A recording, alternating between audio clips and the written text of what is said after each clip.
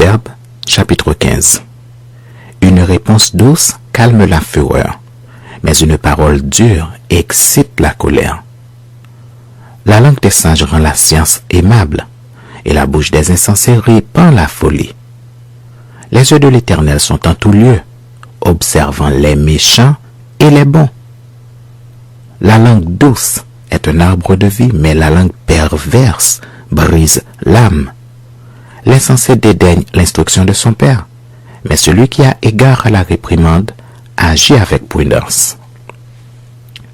Il y a grande abondance dans la maison du juste, mais il y a du trouble dans les profits du méchant.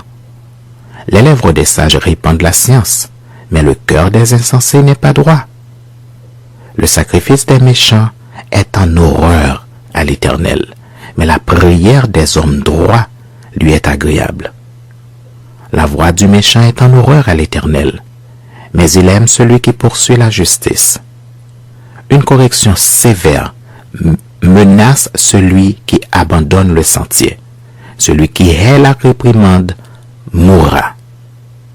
Le séjour des morts et l'abîme sont devant l'Éternel, combien plus les cœurs des fils de l'homme.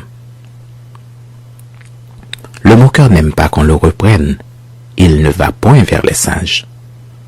Un cœur joyeux rend le visage serein, mais quand le cœur est triste, l'esprit est abattu. Un cœur intelligent cherche la science, mais la bouche des insensés se plaît à la folie. Tous les jours du malheureux sont mauvais, mais le cœur content est un festin perpétuel. Mieux vaut peu avec la crainte de l'Éternel qu'un grand trésor avec le trouble. Mieux vaut de l'herbe pour nourriture là où règne l'amour qu'un bœuf engraissé si la haine est là. Un homme violent excite des querelles, mais celui qui est lent à la colère apaise les disputes. Le chemin du paresseux est comme une haie d'épines, mais le sentier des hommes droits est aplani. Un fils sage fait la joie de son père, et un homme insensé méprise sa mère.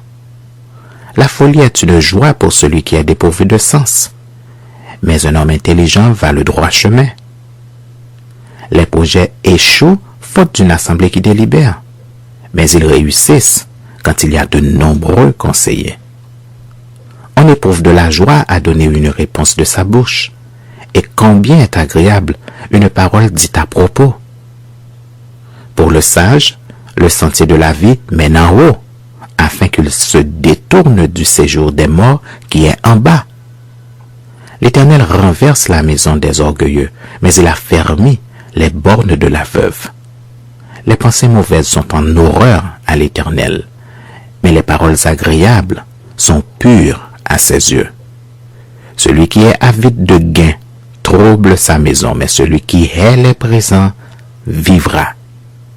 Le cœur du juste médite pour répondre, mais la bouche des méchants répand des méchancetés. L'Éternel s'éloigne des méchants, mais il écoute la prière des justes. Ce qui plaît aux yeux réjouit le cœur. Une bonne nouvelle fortifie les membres. L'oreille attentive aux réprimandes qui mènent à la vie fait son séjour au milieu des sages.